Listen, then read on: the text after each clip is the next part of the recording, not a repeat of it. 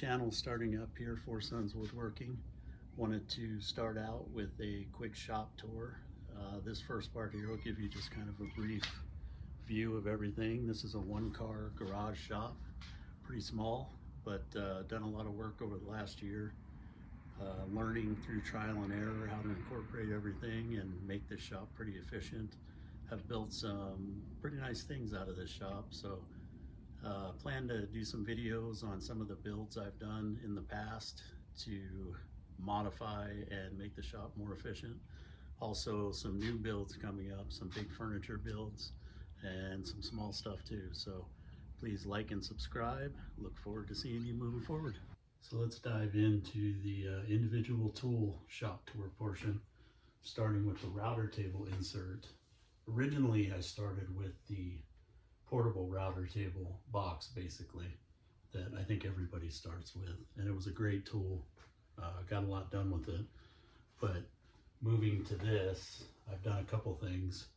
I've saved a ton of space getting away from that box that I always had to move around my shop, and I utilized some dead space that my table saw had. I actually had this opening available, so I built this insert from some scrap wood that I had around the shop and installed a Craig router insert that's adjustable. So huge change for the shop adding this. This gave me a bunch more space, number one. Number two, dust collection's great. So yeah, this is a huge addition. With the tracks in there, I went ahead and was able to keep the router fence from the Ryobi router, actually Bosch router table.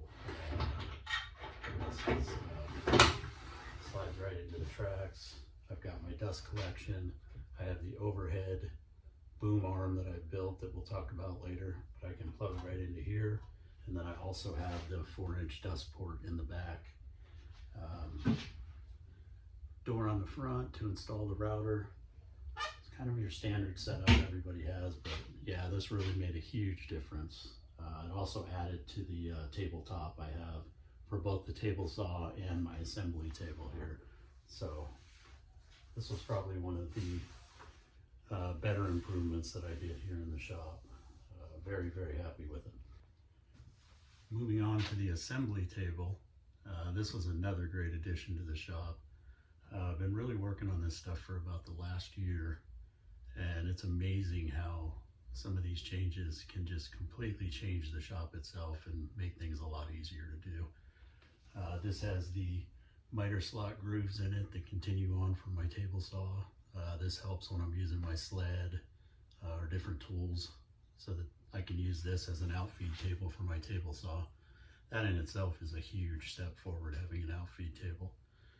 This also doubles as my assembly table, and I have this flip up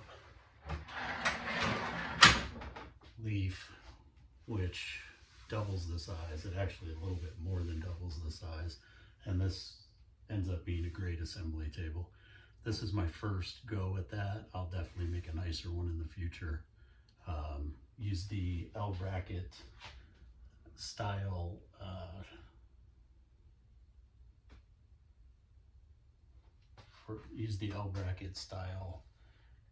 hinges here, and these have a quick disconnect, so you can simply walk around.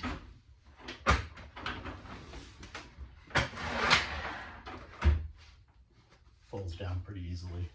Again, with a small shop, that's huge, being able to save space like that. So this also houses my shop vac underneath and some storage for some paint cans, things like that.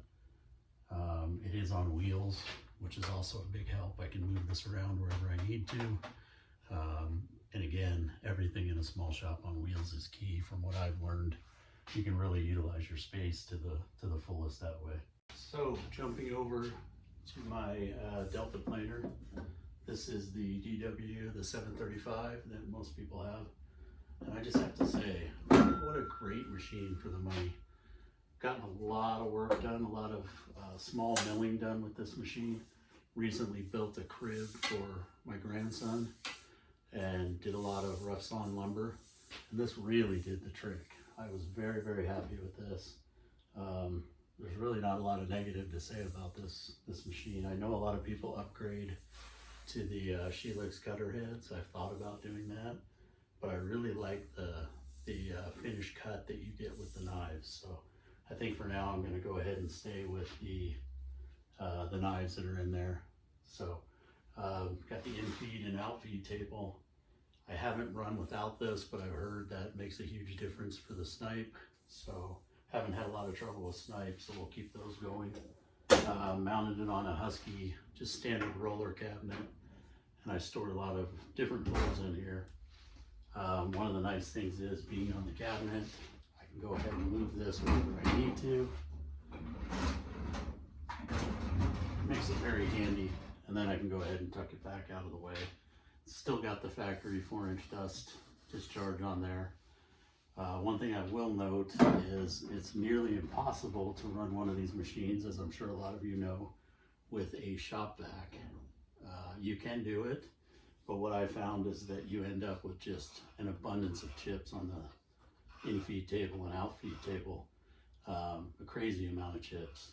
Once I went ahead and started hooking up to the full 4-inch dust collection, this table is completely clean. So anyone out there struggling with the dust collection, you almost have to have the 4-inch dust system hooked to it. And when you do, it changes everything. It makes it, cleans up after itself fairly nice. So not a whole lot to say about this, except for very, very happy with the tool. So we'll move on. Got the old Ryobi 10-inch drill press. I think I probably had this for at least a dozen years now. Does the job, but definitely lacking in power. This is definitely one of the tools that I'll be upgrading here in the near future. Did build this table for it. Just used a couple sheets of 3/4 inch cabinet grade plywood, pine cabinet grade plywood, and that helps a lot when you're doing repetitive cuts. It's nice to have the fence to be able to line up to. So really that's all I've done to this, is built the table for it with the fence. Yeah, and she's still ticking. I think she's been stored outside a couple times over the years, so it definitely keeps going. Next to the drill press, you'll find the corner of odds and ends, and I think that the majority of us with home workshops like this struggle with this. Would love to move all of this somewhere else and have this extra space, but unfortunately not a whole lot of storage with our current house. So I do have some overflow from the house, from the vacuum, welding cart. Need to replace the welder that was on there. Some old sawhorses, some scraps of lumber, a floor jack, my son's baseball equipment, bowling ball bag, rapid charger, car charger, booster. So yeah, so there's my corner of things that I don't quite know what to do with. So we'll hopefully see those move along in the near future.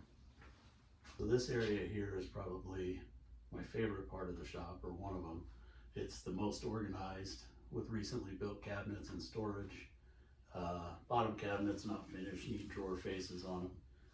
Upper cabinets still need a little bit of work, but really, really, really happy with the organization with the Dewalt boxes. They all slide out. You can set these down on the bench, look for whatever parts I may need while I'm building. The other plus to these boxes is that you can actually pull the cups out. So if I'm doing a project, I need, 3/4 inch, 1 inch screws, I can take them over to where I'm working.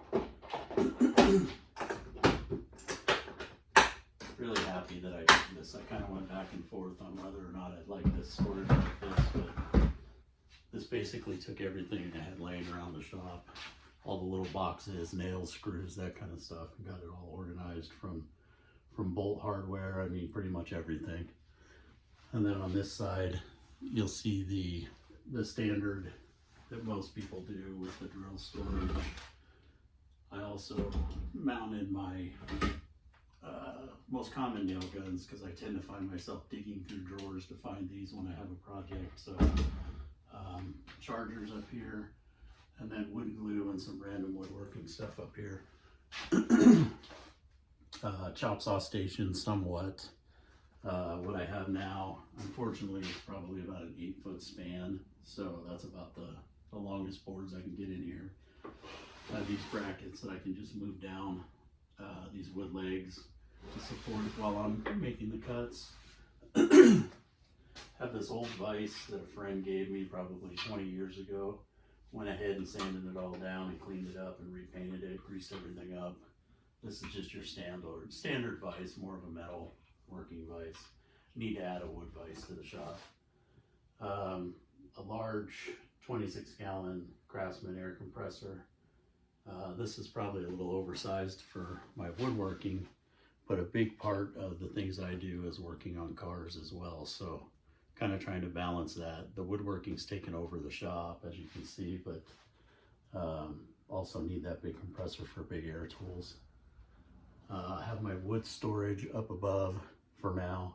Not the most ideal because I have to jump up on a ladder every time I need to get something down. So I'm gonna work on moving that around, but for now, it works pretty good up there. I got some ash hardwood, some cherry, those kind of things up above. So all my drawers, I have most of my tools organized in these drawers. You'll notice circular saws,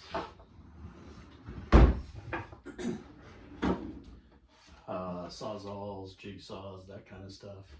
So yeah, this system works out really nice for me. Do need to get the drawer fronts on there though. Clean this up quite a bit, but yeah, this is definitely my, I don't know, more finished area of the shop. So we'll move on to my most recent addition to the shop, which is this boom arm. Watched a ton of videos from different YouTube channels out there with ideas on how to build this, and I've taken ideas from different and combined them along with some of my own ideas to come up with this boom arm. Haven't had a lot of chance to use it yet, but give you an idea of what it does. It does pivot very well. And I also added a feature where I can extend it, and it has a lock on it. I wish there was a better way to manage the hose coming out the end, but for now this is what I have. But this is the feature I added to it. It actually slides out. And I built a stop so that it'll keep that inner assembly from sliding out completely. This works really well because it lets me reach over to all of my tools in different areas of the shop. Also, when I'm vacuuming the floor, it's a big, huge help. I'm not stepping on the hose. It's not laying on the floor. We're not tripping on it, that kind of stuff. So yeah, this was a great addition to the shop. And cleans up somewhat. Again, I would really like to be able to have a retractable hose or something along those lines, but not sure that that's really necessary for a small shop like this. So another great addition to the shop. All right, so we're moving on to the corner of my shop here, next to the garage door. And this is an interesting area. It's kind of a double-edged sword. It's probably both my favorite area because it's so wide open, but also one of my least favorite areas because of the mess up top here. I think a lot of us probably struggle with this or have struggled with this. This is chemicals for cars, for home improvements, remodels, caulk, paint, degreasers, all kinds of stuff that I've acquired over the years. Back in my younger days, I used to believe that if you needed one, you should probably buy 2 or 3 of something. And this is where that gets you. A lot of extra stuff, old chemicals. So these are things I need to figure out how to get rid of and clean up. That'll be high on my list of projects to do here in the near future. So, but aside from that, in this area, you see the edge of the outfeed table, assembly table we looked at earlier. Dust collection here. This is just the typical Harbor Freight dust collector. Plan is to add one of the wind filters to it. What I do when I use it, I'm not a big fan of it pumping the dust into this small area and having to breathe that. So I roll this outside when I do use it and close my door about halfway, which ends up about in this area, with the hope that all of that dust that it's pumping out at high, head, chest level, the door is somewhat stopping it. So that's how I use this. With this moved out of the way, behind there you'll see an old Craftsman professional joiner. I got this on Craigslist. Got a pretty good deal on it. I think I paid a couple $100 for it. The guy, of course, told me it worked like a dream. When I got it home, it didn't work so well. Come to find out, someone had taken all the bolts out of the motor. So I had to do a little bit of refurb work on it, but I ended up tearing the whole thing down and rebuilding it. So this has really actually been a great machine. I will probably eventually need to upgrade to like an 8-inch joiner, but for now the 6-inch joiner does a good job. It does what I need.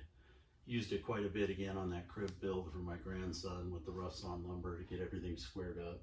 So yeah, works well. Behind that, I have the clamp rack. Forgive me, it looks like it's draping a little bit or falling down on that side. I'm gonna have to check those screws and see that I anchored that properly, but this again was another huge addition to the shop, just due to the fact that I had clamps piled in corners like probably a lot of you do. This was a simple project. It probably took me half an hour, 45 minutes to throw this little rack together. And again, I did this all out of scrap wood. So it really cleaned up a corner of my shop. So huge improvement there. Well, I guess that wraps it up for the first video. For those of you that stuck around, I really appreciate it. First videos often are pretty rough. Don't think we did too bad though. So again, thank you. Please like and subscribe, and I guarantee the content will get better from here on out. Thanks a lot. See you next time.